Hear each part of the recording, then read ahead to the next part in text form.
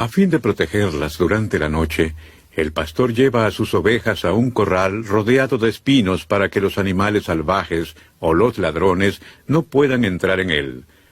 A veces, acuciado por el hambre, un animal podría saltar sobre el cerco de espinos y acosar las ovejas. Tal situación determina la diferencia entre el verdadero pastor que ama a sus ovejas y el jornalero, que solo trabaja por el dinero. El verdadero pastor está dispuesto a dar la vida por sus ovejas.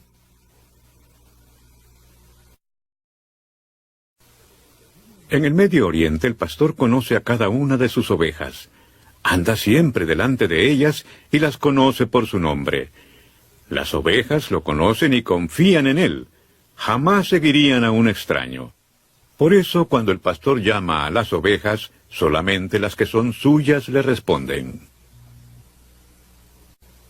El Señor dio el mandamiento a Israel de que recogieran sus palabras y las conservaran en las manos y en los ojos. La interpretación de los judíos fue que debían copiar las palabras del Señor en pequeños pergaminos y colocarlos en cartuchos de cuero, que entonces se ataban sobre la frente y en los brazos cuando oraban. Estas eran llamadas filacterias. El Señor también mandó a Israel que agregaran flecos a sus túnicas para acordarse de cumplir sus mandamientos. A esos flecos debían cosérseles un listón azul, el color simbólico de los cielos, para que recordaran de dónde provenían los mandamientos. Al extender los flecos y aumentar el tamaño de las filacterias, los fariseos querían demostrar que eran más justos que los demás. Pero el Señor condenaba tan vanidosa ostentación. El antiguo Israel esperaba la venida de un Mesías o un Cristo. Ambos términos significan el ungido. En la profecía de Isaías, las palabras «me ungió» se refieren a la venida del Mesías, y cuando Jesús dijo «hoy se ha cumplido esta escritura delante de vosotros», estaba declarando ser el Mesías prometido. Los que se hallaban en la sinagoga lo veían solo como al hijo de un carpintero y quisieron matarlo por blasfemo. Para nosotros cada nuevo día comienza a la medianoche. En el antiguo Oriente Medio, el nuevo día comenzaba al caer el sol. Aún hoy quedan vestigios de esa costumbre cuando celebramos la Nochebuena el día antes de la Navidad. La noche y el día se dividían en 12 segmentos iguales llamados horas. Aunque el tiempo en realidad variaba de acuerdo con la época del año, el amanecer era alrededor de las 6 de la mañana. 3 horas después del amanecer era la hora tercera, es decir, las 9 de la mañana. Y la hora novena era eso de las 3 de la tarde. La noche estaba dividida en 4 secciones denominadas vigilias. La palabra vigilia proviene del idioma latín y significa estar velando o vigilando, tarea que le correspondía de noche a los soldados. Las vigilias empezaban al caer el sol y terminaban a las 9, a medianoche, a las 3 y a las 6. La palabra Getsemaní significa prensa de aceite. En el jardín de Getsemaní colocaban las aceitunas en canastas y las prensaban bajo gran peso para extraerles el aceite. Existe cierta similitud entre este procedimiento y la expiación. En este mismo jardín, nuestro Salvador padeció bajo el peso de los pecados del mundo, por lo que derramó su preciosa sangre por cada uno de sus poros. Este acto de abnegado amor redimió a la humanidad de sus pecados. Entre los judíos, la sinagoga, dirigida por un grupo de ancianos locales, era el centro social, educacional y religioso de la comunidad. El que era excomulgado no podía entrar en ella y participar en actividades sociales.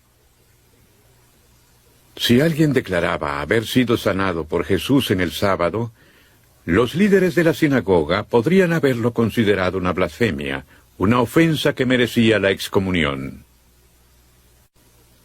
En los banquetes de la época del ministerio terrenal del Salvador, los comensales se recostaban sobre alfombras.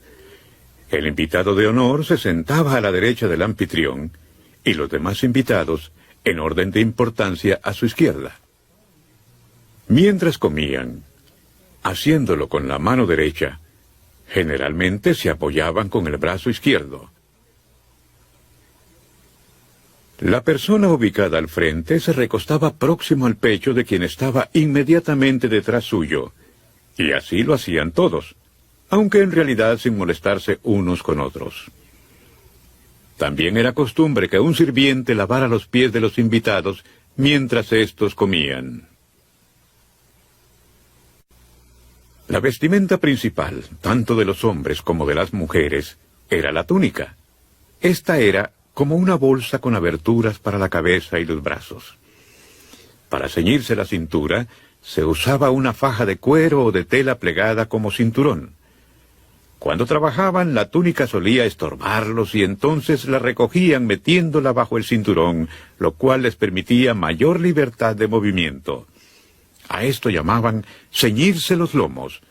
En el lenguaje del Evangelio, ceñid vuestros lomos significa que debemos prepararnos para trabajar y servir en el reino de Dios. Para llevar dinero consigo, se usaban bolsas de diferentes tipos, incluso algunas cosidas a una faja o colgadas de un cinturón. Una alforja era como una bolsa de viaje, llamada a veces bolsa de mendigos, en la que los viajeros llevaban comida y otras pertenencias.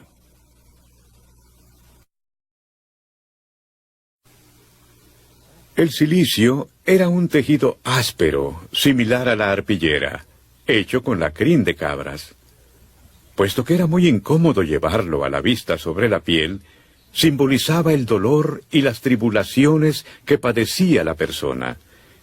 Y para demostrar su humildad, se echaba ceniza sobre la cabeza. El ayo o tutor a que se refieren las Escrituras era un siervo de confianza que tenía la responsabilidad de guiar al niño hasta que fuera adulto. Debía llevarlo a la escuela para que recibiera de un maestro una educación formal.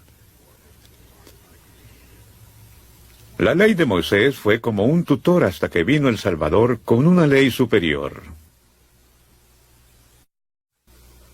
Antes de aprovechar el trigo, es necesario separar primero la paja de la espiga y extraer la semilla del pericarpio. Esto solía hacerse arrojando al aire el trigo y la paja con una horquilla especial o aventador. Siendo que la espiga es más pesada que la paja, ésta volaba al viento mientras que la espiga caía a los pies del agricultor. Finalmente, lo bueno se recogía con una pala. Una vez que el trigo se almacenaba en un granero, el terreno se limpiaba al quemarse la paja sobrante. Juan el Bautista advertía a la gente que llegaría el día en que el Hijo de Dios habría de usar el aventador del juicio para separar a los justos de los inicuos. Aunque las sinagogas estaban presididas por los ancianos de Israel, la congregación participaba en las enseñanzas que allí se impartían. Después de leer pasajes de las Escrituras, el lector los explicaba y la congregación participaba haciendo preguntas y comentarios. Pablo aprovechó estas oportunidades para enseñar el Evangelio en las sinagogas. El día de la fiesta de esponsales, la novia era asistida por sus ayudantes, mientras que el novio se reunía con sus amigos. Los amigos y el novio pasaban entonces a buscar a la novia para llevarla a la fiesta. Con gran expectativa, los amigos y vecinos formaban fila a lo largo del camino para integrar la procesión. Si el novio se demoraba, todos tenían suficiente aceite en sus lámparas hasta que él llegara. Al fin se oía el clamor: ¡Aquí viene el esposo! Las ayudantes dejaban a la novia y corrían a la calle para alumbrar la entrada del novio.